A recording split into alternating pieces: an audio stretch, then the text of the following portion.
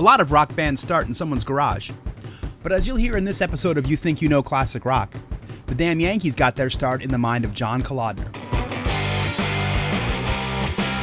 The legendary A&R man responsible for signing hit artists such as AC/DC, Foreigner, and many more, first envisioned a band that would bring together the guitar-playing talents of Ted Nugent and ex-Styx member Tommy Shaw.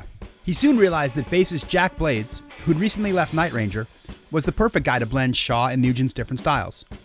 Drummer Michael Kalodner, who'd been in Shaw's touring band, rounded out the quartet. While the idea of putting these players together struck some as crazy, and Kalodner told us that Nugent in particular thought it was a stupid idea, Uncle Ted insists he wanted to play with Shaw for years. I was the only one who really stood up in defiance of the claim that Tommy Shaw was this cute little blonde tow-headed cherub playing pretty Styx music, he told us.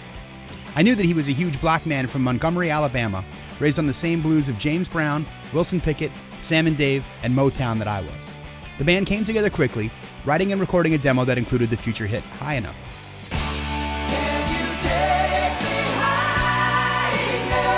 But even that song's soaring harmonies and Nuge-tastic guitar solo weren't enough to get the band in the door at Geffen Records, where Kalodner was the head of A&R.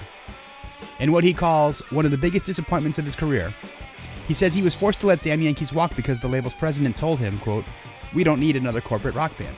High Enough, of course, went on to become a huge hit, and even though Blades and Shaw admitted to UCR that they were slightly reluctant to play the demo for Nugent, he ended up becoming one of the power ballad's biggest defenders. "I'm a gentle soul. I never made love to you, so you'll never know. But I work my way up. I'm good at foreplay." Nugent got his hackles up even further when Zakk Wylde said he, quote, "couldn't believe Nugent went pussy on me." "Believe it," laughed Ted. "If you had a shower, you might be able to understand it better, face." While Damn Yankees and its 1992 follow-up, Don't Tread, both sold well, efforts to record a third album were foiled by an increasing number of outside influences that included Night Ranger and Styx reunions.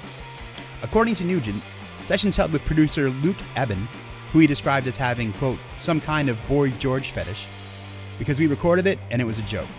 Although the possibility of a Damn Yankees reunion has been raised periodically over the years, and a handful of songs from that never-released third album have filtered down to fans through the former bandmates' various projects, scheduling has proven to be a huge stumbling block. Blades and Shaw are still committed to their gigs with Night Ranger and Styx, and Nugent to his refocused solo career. Kalodner, meanwhile, has been on the road and in the studio with Leonard Skinner for the last 15 years.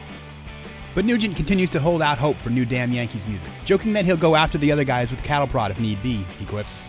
"Let's spend 2 days eating barbecue, shoot machine guns, and let's make a song." That sounds exciting, doesn't it? That's it for today. Be sure to subscribe to our YouTube page to see more great videos.